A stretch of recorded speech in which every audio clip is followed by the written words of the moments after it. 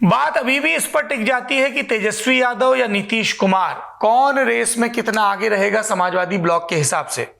यशवंत, सवाल यह है कि बीजेपी बिहार की गुत्थी अब तक क्यों नहीं सुलझा पाई है कि पार्टी नंबर 1 बन पाए और अपना मुख्यमंत्री बना पाए। उत्तर भारत के इलाकों में बिहार अभी भी अनसुलझा है उनके लिए। देखिए, मुझे लगता है कि बीजेपी की बिहार में स्थिति जो है कुछ कुछ हनुमान जी जैसी है। जैसे हनुमान जी को अपनी ताकत का एहसास नहीं था। वो हिम्मत नहीं जुटा पा रहे हैं खुद कूदने के लिए।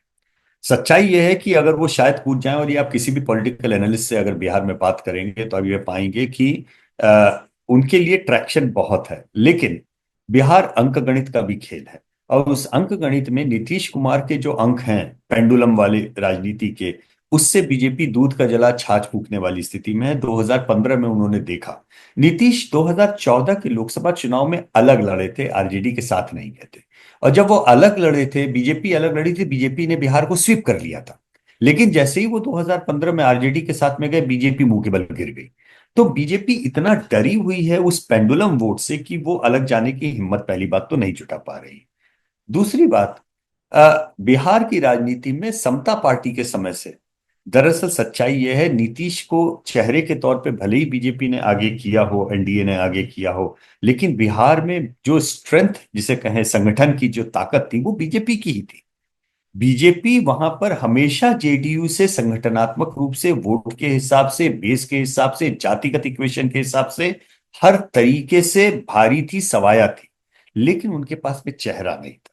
चेहरा नीतीश जी का चल रहा था। नीतीश कुमार के नाम पे वोट मांगे जा रहे थे, और एक अच्छे गठबंधन पार्टनर की हैसियत से उन लोगों ने सत्ता की भी, चलाई भी।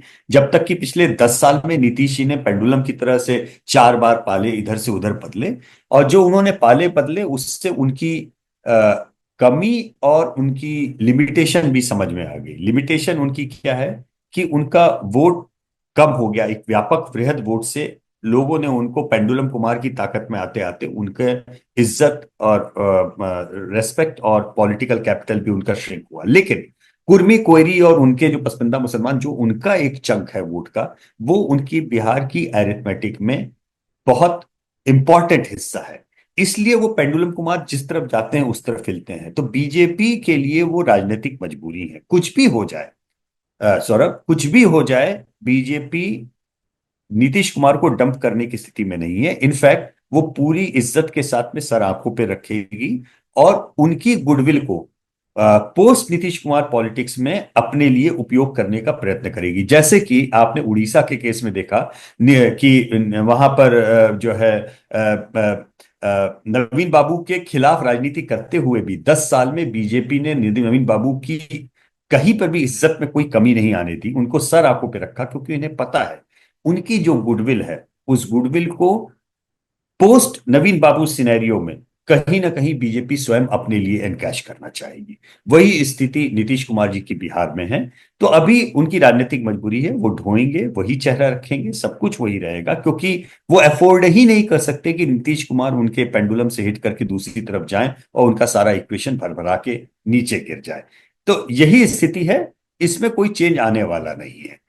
दूसरे साइड का जो जो तेजस्वी जी का इक्वेशन है, वो अपनी जगह पे है। वो युवाओं के बीच में खासी लोकप्रिय पिछले चुनाव में हुए थे।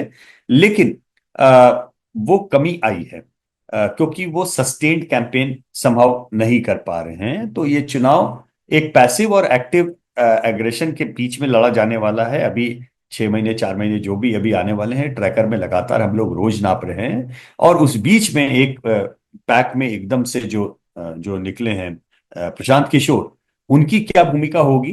उनको कैंडिडेट्स की कोई सौरभ कमी नहीं होने वाली है। मैंने पिछली बार भी आपसे चर्चा में एक बार ऐसे ही कहा था इनफॉर्मली, क्योंकि दो बड़े गठबंधनों में 4-5 बड़े बड़े कैंडिडेट होते हैं। जिसका टिकट काटा जाएगा, टिकट नहीं मिलेगा, उसको एक पार्टी की दरकार होगी, और प्रशांत किशोर से बेहतरीन पार्टी उसको क्या मिलेगी।